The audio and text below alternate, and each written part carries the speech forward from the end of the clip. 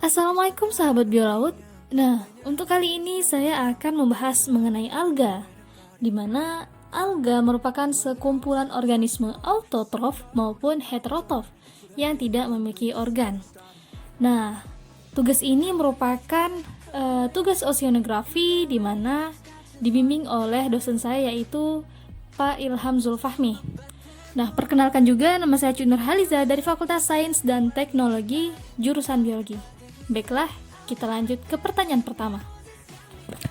Apa sih bedanya alga dengan ganggang?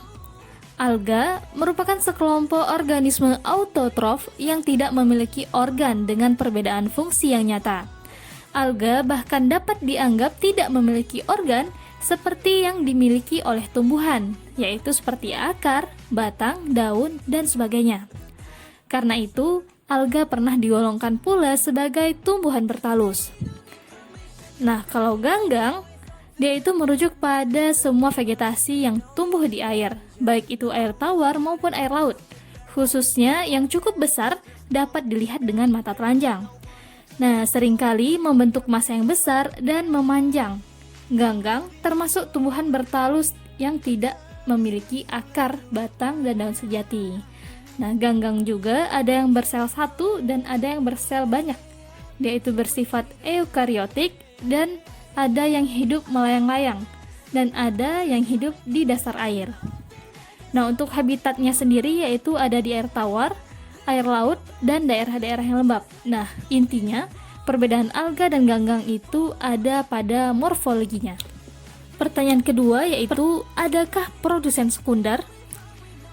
Nah, alga berperan penting sebagai produsen dalam rantai makanan, khususnya di ekosistem perairan. Makhluk hidup akuatik lain bergantung secara langsung pada alga sebagai produsen dan menyuplai ketersediaan oksigen. Nah, alga juga banyak dimanfaatkan untuk berbagai kepentingan manusia, misalnya untuk pakan ternak, protein sel tunggal, produksi alginat, dan yang lainnya.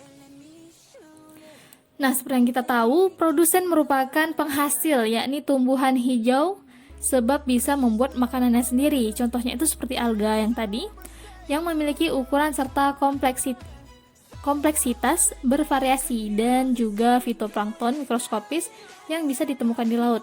Nah, ini menjadi bentuk kehidupan produsen khas laut, perairan besar maupun danau.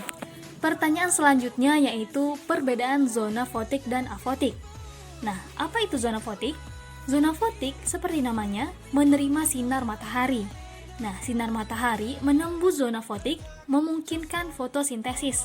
Zona fotik memanjang dari permukaan hingga kedalaman sekitar 200 meter. Oleh karena itu, organisme fotosintetik terutama fitoplankton dapat bertahan hidup di zona ini.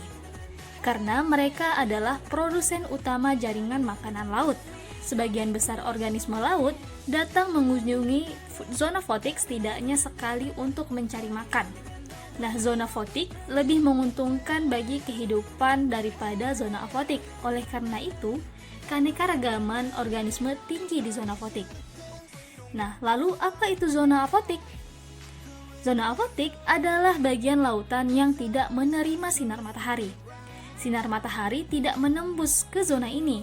Nah, zona ini terbentang dari kedalaman 200 meter di dasar laut hingga ke dasar laut secara vertikal. Karena zona ini tidak menerima sinar matahari, organisme fotosintetik tidak dapat bertahan hidup di zona ini. Apalagi, zona ini memiliki temperatur rendah dan tekanan air yang tinggi. Berbeda dengan zona fotik, oleh karena itu, keanekaragaman organisme rendah dan beberapa organisme hidup di zona ini. Selain dari cahaya, ada beberapa faktor komponen yang dibutuhkan dalam fotosintesis. Beberapa komponen fotosintesis adalah sebagai berikut. Yang pertama yaitu pigmen, di mana pigmen ini adalah molekul yang memberi warna pada tanaman, ganggang, dan juga bakteri. Tetapi juga berfungsi untuk menangkap sinar matahari secara efektif. Nah, berikut ada 3 kelompok pigmen pada tumbuhan. Yang pertama ada klorofil, lalu ada karotenoid, lalu ada psikobilin. Nah, komponen yang kedua yaitu ada plastisida, di mana plastisida adalah organisme eukariotik fotosintesis yang mengandung organel. Dan yang ketiga yaitu ada antena, di mana antena merupakan molekul pigmen diasosiasikan. Pertanyaan selanjutnya yaitu definisi dari fitoremediasi. Nah, fitoremediasi adalah pemanfaatan tumbuhan mikroba yang berasosiasi dengan tumbuhan lain untuk membersihkan lingkungan dari segala pencemaran organik dan anorganik. Aktivitas yang ditimbulkan dari mikroba dan tumbuhan dapat menghasilkan perubahan pencemar ke arah ekstraksi, stabilisasi, degradasi, atau volatilizasi senyawa pencemar. Nah, fitoremediasi merupakan salah satu cara menyelesaikan permasalahan pencemaran logam berat dengan menggunakan tanaman. Pertanyaan terakhir yaitu fase log, dan stasioner. Nah, pertumbuhan mikroalga terdiri dari beberapa fase, yaitu fase log atau fase istirahat, lalu ada fase log atau eksponensial, yaitu fase ditandai dengan periode pertumbuhan yang terbilang cepat. Lalu ada fase penurunan laju pertumbuhan atau juga sering disebut dengan declining relative growth. Lalu ada fase stasioner, di mana fase ini terjadi ketika laju pertumbuhan sama dengan laju kematian, sehingga jumlah populasi organisme ini akan tetap. Nah, dan yang terakhir yaitu fase dead atau fase kematian. Baiklah, terima kasih telah mengklik video ini. Lebih dan kurang saya mohon maaf. Assalamualaikum warahmatullahi wabarakatuh.